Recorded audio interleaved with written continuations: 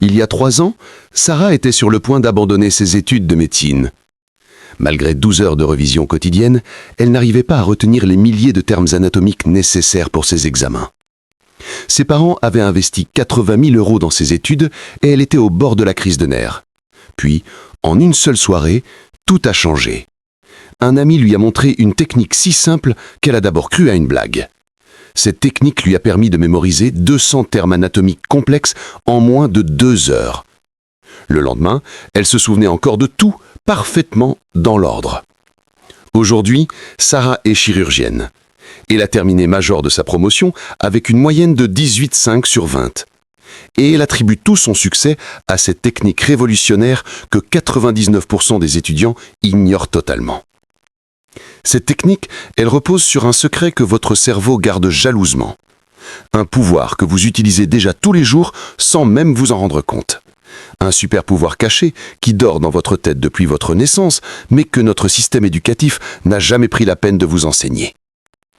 Dans les prochaines minutes, je vais vous révéler ce secret. Plus encore, je vais vous le prouver en direct. Vous allez vivre l'expérience vous-même, ici, maintenant, devant cet écran. Je vais vous donner 15 mots à mémoriser, oui 15, et vous allez les retenir tous, dans l'ordre, en moins de 5 minutes. Sans répétition, sans effort, comme par magie. Vous ne me croyez pas? Parfait. Gardez cette vidéo ouverte. Prenez un papier et un stylo. Dans exactement 12 minutes, vous allez découvrir que votre cerveau est 10 fois plus puissant que vous ne l'imaginez. Ready? On y va. Partie 1. Les fondements scientifiques de la mémoire. Avant de plonger dans la pratique, prenons quelques minutes pour comprendre ce qui se passe réellement dans votre cerveau quand vous mémorisez une information. Cette compréhension est cruciale car elle va vous permettre de saisir pourquoi certaines techniques fonctionnent si bien alors que d'autres échouent lamentablement. Votre cerveau, cette machine extraordinaire qui pèse environ 1,4 kg, contient près de 86 milliards de neurones. Pour vous donner une idée de cette complexité, sachez qu'il y a plus de connexions dans votre cerveau que d'étoiles dans la Voie lactée.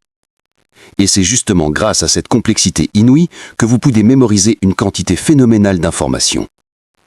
Mais voici le point crucial que la plupart des gens ne comprennent pas. Votre cerveau ne traite pas toutes les informations de la même manière. En réalité, il existe 2 systèmes de mémoire fondamentalement différents qui fonctionnent selon des principes complètement distincts. Le premier système, c'est votre mémoire verbale, aussi appelée mémoire séquentielle ou mémoire de travail verbal. Ce système traite les informations sous forme de mots, de sons, de séquences logiques. Quand vous récitez votre table de multiplication, quand vous répétez un numéro de téléphone, quand vous mémorisez une liste de courses en vous répétant les mots dans votre tête, vous utilisez ce système. Cette mémoire verbale est incroyablement importante pour le langage, la logique, les mathématiques, mais elle a une limitation majeure. Sa capacité de stockage temporaire est extrêmement réduite. Les recherches du psychologue George Miller ont montré dans les années 50 que nous ne pouvons retenir simultanément que 7 éléments, plus ou moins 2, dans notre mémoire de travail verbal. C'est ce qu'on appelle le nombre magique de Miller.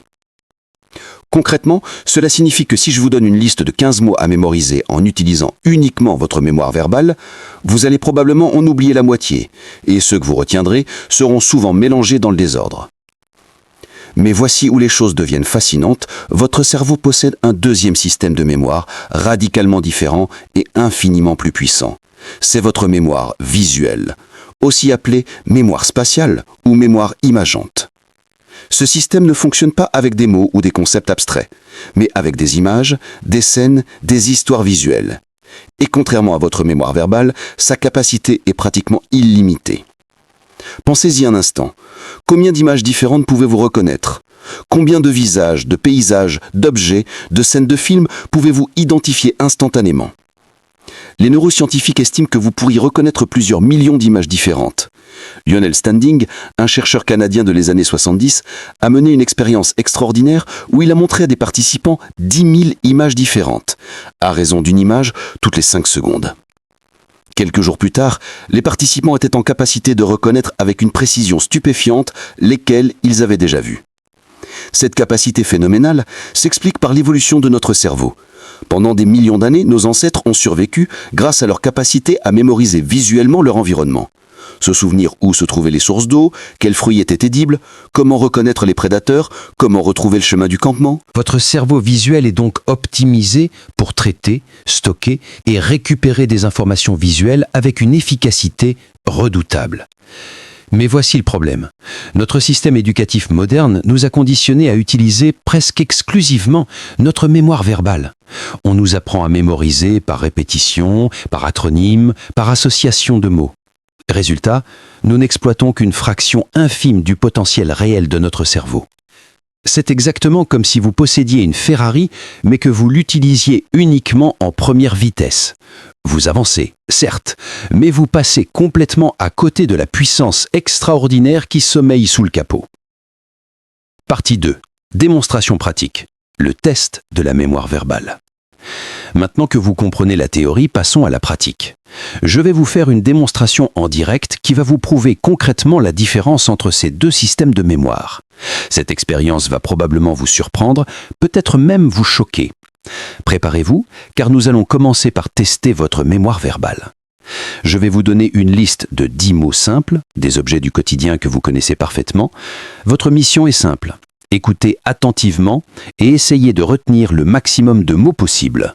Attention, je ne vais énoncer chaque mot qu'une seule fois. Pas de répétition, pas de seconde chance. Concentrez-vous au maximum et mobilisez toute votre attention. Si vous le souhaitez, vous pouvez même fermer les yeux pour mieux vous concentrer. Prenez une feuille de papier et un stylo, vous en aurez besoin dans quelques instants. Prêt ? C'est parti. Premier mot, piano. Deuxième mot, éléphant. Troisième mot, camion. Quatrième mot, bouteille. Cinquième mot, basket. Sixième mot, chaise. Septième mot, ananas. Huitième mot, chien. Neuvième mot, tableau. Dixième mot, trampoline. Voilà, c'est terminé. Maintenant, mettez la vidéo en pause et notez sur votre feuille tous les mots dont vous vous souvenez. Essayez également de les remettre dans l'ordre si possible. Prenez votre temps, il n'y a aucune pression. Alors, comment ça s'est passé? Combien de mots avez-vous réussi à retenir? Si vous êtes comme la majorité des gens, vous avez probablement mémorisé entre 5 et 7 mots, et il y a de fortes chances que l'ordre ne soit pas parfait. Peut-être que vous vous souvenez bien du premier mot et du dernier, mais que ceux du milieu sont plus flous. C'est tout à fait normal. Ce phénomène s'appelle l'effet de primauté et l'effet de récence. Votre cerveau retient mieux les informations qui arrivent en premier et en dernier dans une séquence, mais a plus de mal avec celles du milieu.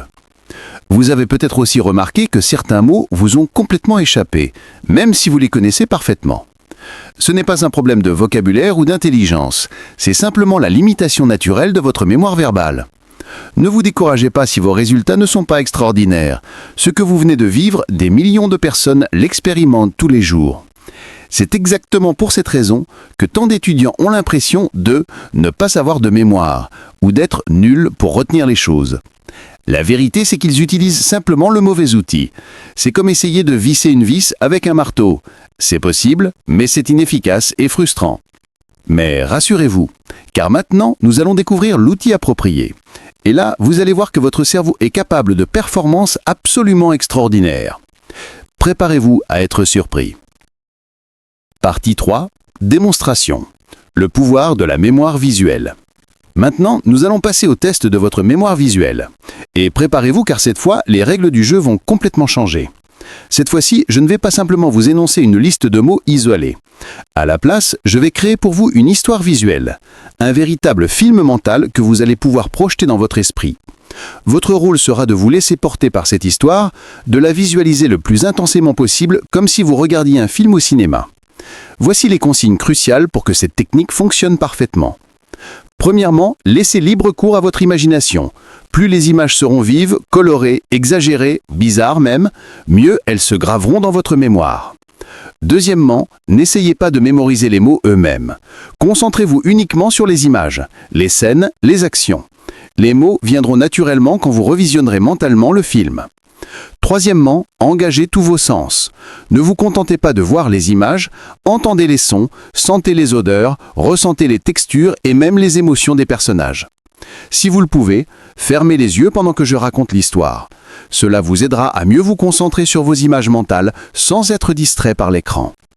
Attention, cette fois, je vais vous donner 15 mots au lieu de 10 pour rendre l'exercice encore plus challengeant. Êtes-vous prêt à découvrir la vraie puissance de votre cerveau ? C'est parti pour votre film mental. Premier mot, Ferrari. Imaginez-vous au volant d'une magnifique Ferrari rouge vif, rutilant sous le soleil. Sentez le cuir luxueux des sièges sous vos mains. Écoutez le rugissement puissant du moteur V8 qui vibre dans tout votre corps.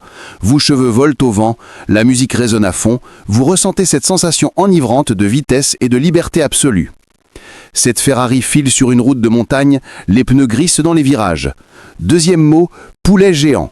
Soudain, crash, un énorme poulet jaune vif de la taille d'un être humain adulte tombe littéralement du ciel et atterrit brutalement sur le siège passager de votre Ferrari. Il a des plumes ébruférées partout, un bec orange gigantesque et il vous regarde avec ses petits yeux ronds complètement abasourdis. Vous entendez ces plumes qui froissent contre le cuir, vous sentez même cette odeur particulière de basse-cour qui se mélange à l'odeur de cuir neuf. Troisième mot, pastèque. Ce poulet géant, complètement paniqué, ouvre la portière d'un coup de patte et saute de la Ferrari en mouvement. Au même moment, une pastèque énorme, de la taille d'un ballon de plage, roule sur la route et passe sous les roues de votre voiture.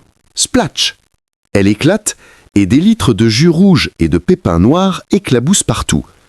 Cette pastèque continue ensuite sa course folle sur la route, rebondissant et laissant une traînée de jus rouge vive derrière elle. Quatrième mot, Barack Obama. La pastèque termine sa course en percutant de plein fouet Barack Obama en personne. Il partait un costume bleu marine impeccable, mais maintenant il est complètement trempé de jus de pastèque rouge. Ses cheveux grisonnants dégoulinent, sa chemise blanche est tachée, et il a cette expression stupéfaite mais amusée qu'on lui connaît. Il essuie le jus de ses yeux et sourit de ce sourire charismatique. Quatrième mot, caniche. Barack Obama regarde autour de lui et aperçoit un petit caniche blanc immaculé qui trottine tranquillement sur le trottoir. Sans hésitation, il attrape ce petit chien tout duveteux et commence à s'essuyer le visage avec. Le caniche couine de surprise, mais ne semble pas vraiment mécontent. Seulement voilà, au contact du jus de pastèque, sa fourrure blanche comme neige devient progressivement rose bonbon, un rose flashy et brillant qui le rend absolument ridicule. Sixième mot, mât de drapeau. Obama, trouvant la situation hilarante, balance le caniche rose en l'air comme s'il lançait un ballon de basket. Le petit chien vole dans les airs et atterrit au sommet d'un grand mât de drapeau américain. Mais le caniche, même petit, est trop lourd pour le mât. Vous entendez un craquement sinistre et le mât entier commence à s'incliner dangereusement, de plus en plus vite, comme un arbre qu'on abat. Septième mot, gâteau. Crash! Le mât s'écroule et tombe directement dans un énorme gâteau d'anniversaire à 3 étages. C'est un gâteau gigantesque, rose et blanc, avec des roses en sucre, des bougies partout et des couches de crème pâtissière qui débordent. Des bougies allumées volent comme des projectiles, créant un véritable chaos sucré. Huitième mot, poupée Barbie. Un gros morceau de crème blanche retombe du ciel et s'écrase sur une poupée Barbie géante de la taille d'une personne réelle. Elle a ses longs cheveux blonds brillants, sa robe rose brillante et son sourire plastique figé. Mais dès que la crème la touche, il se produit une réaction chimique complètement farfelue. La Barbie se met à briller, puis décolle comme une fusée vers le ciel en laissant une traînée rose derrière elle. Neuvième mot, pizza. Arrivée très haut dans le ciel, la Barbie volante commence à redescendre. Mais heureusement pour elle, une pizza gigantesque s'ouvre au-dessus d'elle comme un parachute. C'est une pizza pepperoni géante, avec des fils de fromage fondu qui pendent et la retiennent dans sa chute. Vous pouvez presque sentir l'odeur du fromage chaud et des épices italiennes qui flottent dans l'air. Dixième mot, girafe. Une girafe immense arrive en trottinant, attirée par l'odeur délicieuse. Elle étire son cou interminable, démesurément long, pour attraper la pizza suspendue en l'air. Sa langue violette foncée sort de sa bouche et lèche goulûment le fromage fondu. Ses taches brunes et jaunes brillent sous le soleil et ses grandes pattes maigres piétinent d'impatience. 11e mot, skateboard. Mais la girafe mange trop et trop vite. Son ventre devient énorme, elle a une indigestion. Pour se remettre, elle sort de nulle part un skateboard multicolore et se met à dévaler la rue à toute vitesse. Imaginez cette girafe immense, avec son long cou qui oscille, ses pattes qui essayent de garder l'équilibre sur cette petite planche à roulettes, slalomant ming-moi d'un retran tout en essayant de faire un 360 mixet tout l'ordre derrière. 12e mot, cigarette. Le skateboard lui-même se met à tousser à cause de tout cet exercice. Oui, vous avez bien entendu, le skateboard tousse comme un fumeur. Il sort de sa planche une énorme cigarette, l'allume avec une étincelle qui jaillit de sa roue, prend une grande bouffée, puis la jette encore allumée. La cigarette vole dans l'air toujours incandescente. 13e mot, Statue de la Liberté. Cette cigarette enflammée atterrit précisément sur la torche de la Statue de la Liberté. Immédiatement, la torche prend feu pour de bon, avec des vraies flammes oranges et rouges qui montent vers le ciel. La statue s'anime soudainement, comme par magie, cligne les yeux, regarde sa torche en feu avec affolement. 14e mot, glace. Paniquée, la Statue de la Liberté vivante plonge sa torche brûlante dans un pot de glace géant, saveur chocolat cerise. Le pot est tellement énorme qu'il fait la taille d'une piscine. Quand la torche chaude touche la glace froide, ça se met à fondre, à bouillonner, à faire de la vapeur partout. Des bulles de chocolat éclatent à la surface, des explosions chocolatées saucent. 15e mot, feu d'artifice. Et puis soudain, boum! La glace explose en un feu d'artifice gigantesque et coloré. Des gerbes d'étincelles roses, bleues, vertes, dorées illuminent tout le ciel. Les explosions résonnent comme un tonnerre et dans le ciel apparaissent en lettres lumineuses scintillantes les mots « The End » marquant la fin de cette aventure complètement déjantée. Voilà, votre film mental est terminé. Maintenant, mettez la vidéo en pause et notez sur votre feuille tous les mots dont vous vous souvenez. Mais attention, ne cherchez pas à vous rappeler les mots directement. À la place, repassez le film dans votre tête, image par image, scène par scène, et laissez les mots venir naturellement à mesure que vous revoyez chaque scène. Partie 4. Analyse des résultats et explication scientifique. 900 mots. Alors, comment ça s'est passé cette fois? Je parie que vous êtes en train de vous frotter les yeux, incrédule devant vos propres résultats. Si vous avez suivi mes instructions et que vous vous êtes vraiment laissé porter par l'histoire visuelle, vous avez probablement réussi à mémoriser entre 12 et 15 mots sur les 15 proposés. Peut-être même tous. Et ce qui est encore plus impressionnant, c'est que vous les avez probablement retenus dans le bon ordre. Rappelons le challenge. Cette fois, je vous ai donné 15 mots au lieu de 10, soit 50% de mots en plus. Et pourtant, vos performances ont probablement été bien meilleures qu'avec les 10 premiers mots. Comment est-ce possible? La réponse se trouve dans le fonctionnement même de votre cerveau. Quand vous avez écouté la première liste de mots isolés, votre cerveau verbal a essayé de les stocker un par un, comme 10 fichiers séparés dans des tiroirs différents. Mais votre mémoire de travail verbal, limitée à 7 éléments plus ou moins 2, a rapidement été saturée. A l'inverse, quand je vous ai raconté l'histoire visuelle, votre cerveau n'a pas stocké 15 éléments séparés, mais une seule histoire cohérente, un seul film mental. Cette histoire crée ce que les neuroscientifiques appellent un réseau sémantique ou une carte cognitive. Imaginez la différence entre essayer de retenir 15 numéros de téléphone différents versus se souvenir d'un seul film que vous avez regardé. Dans le premier cas, chaque numéro est isolé et doit être maintenu séparément en mémoire. Dans le second cas, tous les éléments sont liés entre eux par une trame narrative cohérente. C'est exactement comme la différence entre essayer de tenir 15 perles séparées dans vos mains, elles vont forcément tomber, versus tenir un collier de 15 perles reliées par un fil. Vous n'avez qu'à tenir le fil. Dans votre histoire visuelle, chaque mot était relié au suivant par une action, une cause à effet, une continuité narrative. La Ferrari menait logiquement au poulet géant, qui menait à la pastèque, qui menait à Obama, et ainsi de suite. Ces liens logiques et visuels créent ce que l'on appelle des indices de récupération. Les études en imagerie cérébrale montrent que quand vous créez des images mentales vives, plusieurs régions de votre cerveau s'activent simultanément. L'hippocampe, centre de la mémoire à long terme, traite la séquence narrative et crée des liens entre les éléments. Le cortex visuel s'active comme si vous regardiez réellement les scènes que vous imaginez. Le cortex moteur s'active quand vous imaginez des mouvements. La Ferrari qui roule, le poulet qui saute. Le système limbique, siège des émotions, s'active face aux situations surprenantes ou amusantes. Cette activation multiple crée ce que l'on appelle un encodage élaboratif. L'information est stockée simultanément dans plusieurs systèmes de mémoire, ce qui multiplie vos chances de la récupérer plus tard. Il y a aussi un principe psychologique crucial à l'œuvre. Le principe de distinction. Plus une information est unique, bizarre, inattendue, plus elle se grave profondément dans votre mémoire. C'est pour cette raison que je vous ai fait imaginer des scènes complètement farfelues. Un poulet géant dans une Ferrari, Obama qui s'essuie avec un poodle, une Barbie qui décolle comme une fusée. Votre cerveau est programmé pour remarquer et retenir ce qui sort de l'ordinaire.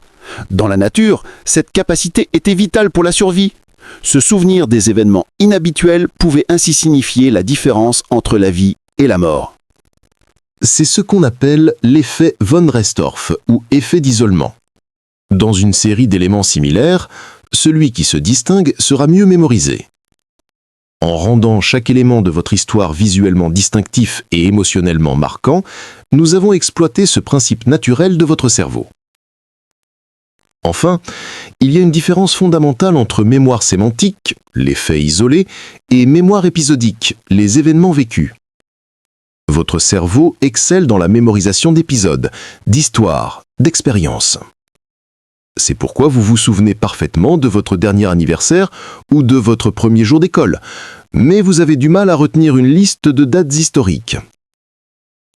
En transformant une liste de mots abstraits en histoire visuelle, nous avons converti de l'information sémantique en information épisodique, exploitant ainsi le mode de mémorisation naturellement privilégié par votre cerveau.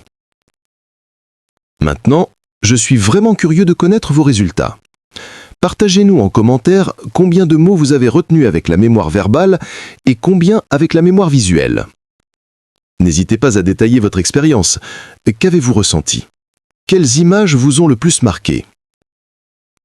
Cette différence de performance que vous venez de constater n'est pas un hasard. C'est le résultat de millions d'années d'évolution de votre cerveau. Et ce n'est que le début. Partie 5. Applications pratiques et techniques avancées. Maintenant que vous avez expérimenté par vous-même la puissance phénoménale de votre mémoire visuelle, vous vous demandez probablement « C'est impressionnant, mais comment puis-je utiliser cette technique dans ma vraie vie ?»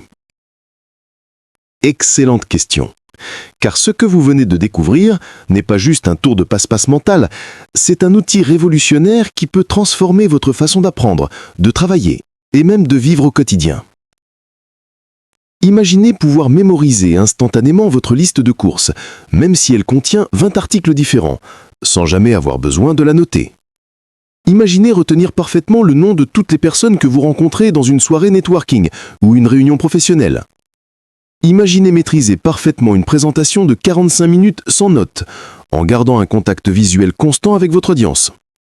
Imaginez étudier pour un examen, en mémorisant facilement des listes de vocabulaire, des formules mathématiques, des dates historiques, des processus biologiques. Imaginez apprendre une nouvelle langue en retenant sans effort des centaines de mots nouveaux chaque semaine. Tout cela devient non seulement possible, mais même facile une fois que vous maîtrisez les techniques de mémoire visuelle. La technique que nous venons d'utiliser, créer une histoire visuelle, n'est qu'une des nombreuses méthodes basées sur la mémoire visuelle. Il existe par exemple la technique du palais mental ou méthode Delossi. Cette technique consiste à utiliser un lieu que vous connaissez parfaitement, votre maison, votre bureau, votre trajet quotidien, comme support pour mémoriser des informations. Vous placez mentalement chaque élément à retenir dans un endroit précis de ce lieu familier, créant ainsi un parcours mental que vous pouvez suivre pour récupérer les informations. Par exemple, pour mémoriser une présentation, vous pourriez placer votre introduction dans votre entrée, votre premier point principal dans votre salon, votre deuxième point dans votre cuisine, et ainsi de suite. Quand vous présentez, il vous suffit de faire mentalement le tour de votre maison pour retrouver chaque partie de votre exposé. Une autre technique puissante est l'association créative. Elle consiste à créer des liens visuels surprenants entre les informations nouvelles et des connaissances que vous possédez déjà. Supposons que vous vouliez retenir que la capitale du Kazakhstan est Almaty. Au lieu de répéter bêtement Kazakhstan, Almaty, vous pourriez imaginer un cousin que vous connaissez bien, Kazakhstan égale Cousinstan, qui mange une pomme géante. Almaty ressemble à Alma, pomme en plusieurs langues. Cette image bizarre créera un lien mémorable instantané. Pour les listes d'éléments à retenir dans un ordre précis, vous pouvez créer des acronymes visuels. Au lieu de simples lettres, transformez chaque lettre en image frappante. Par exemple, pour retenir les couleurs de l'arc-en-ciel, rouge, orange, jaune, vert, bleu, indigo, violet, plutôt que d'utiliser l'acronyme verbal Roche, vie, bive, imaginez une histoire. Un roi obéissant joue au volet avec une balle imaginaire très violette. Chaque mot-clé évoque visuellement la couleur correspondante. Pour les étudiants en médecine qui doivent mémoriser l'anatomie, imaginez transformer chaque os, muscle ou organe en personnage d'une histoire. Le fémur devient un géant costaud, les côtes deviennent une cage où sont enfermés des personnages, le cœur devient un chef d'orchestre qui dirige la circulation. Pour les étudiants en histoire, chaque date importante devient un personnage avec des caractéristiques visuelles liées aux chiffres. 1789 pourrait être représenté par un personnage avec 17 cheveux sur la tête et 89 taches sur le visage, participant à la Révolution française. Pour l'apprentissage des langues, chaque mot nouveau est associé à un mot similaire dans votre langue natale, créant des images mentales absurdes mais mémorables. Pour apprendre que chat se dit gâteau en espagnol, imaginez un chat énorme qui mange un gâteau géant. Dans le monde professionnel, ces techniques sont révolutionnaires. Pour retenir les noms de vos clients ou collègues, associez chaque nom à une caractéristique physique marquante de la personne, transformée en image exagérée. Monsieur Dubois pourrait être imaginé littéralement fait de bois. Madame Leroy pourrait porter une couronne royale clinquante. Pour mémoriser des présentations commerciales complexes, créez un parcours mental à travers votre bureau. Chaque argument de vente correspond à un objet ou une zone précise. Votre introduction se trouve sur votre bureau. Vos bénéfices produits près de la fenêtre. Vos témoignages clients près de la porte. Votre conclusion près de l'imprimante. Au quotidien, ces méthodes simplifient énormément la vie. Pour votre liste de courses, créez une histoire loufoque. Les bananes glissent sur le lait renversé, qui noie le pain, qui flotte vers les œufs qui explosent sur les pommes, et ainsi de suite. Pour retenir vos mots de passe complexes, transformez chaque caractère en image. Password 1, 2, 3 points d'exclamation devient un perroquet mange un arrobase qui siffle 2 fois, puis un wagon avec 0 roue roule vers un roi, 2 reines, 3 princes, tous très excités. Pour mémoriser les codes d'accès, numéro de téléphone ou date importante, utilisez la technique de substitution numérique. Chaque chiffre devient une image. 0 égale donut, 1 égale bougie, 2 égale cygne, 3 égale serpent, 4 égale voile, 5 égale crochet, 6 égale cerise, 7 égale falaise, 8 égale bonhomme de neige, 9 égale ballon. Beaucoup de personnes pensent qu'elles n'ont pas d'imagination ou ne savent pas visualiser. C'est faux. Tout le monde possède cette capacité, elle est juste endormie. Commencez par des exercices simples. Fermez les yeux et imaginez votre petit déjeuner de ce matin. Vous voyez, vous visualisez déjà. L'entraînement régulier développe cette capacité. Comme un muscle, votre imagination visuelle se renforce avec la pratique. Plus vous créez d'histoires mentales bizarres et colorées, plus cela devient naturel et automatique. Pour maximiser l'efficacité, respectez ces principes.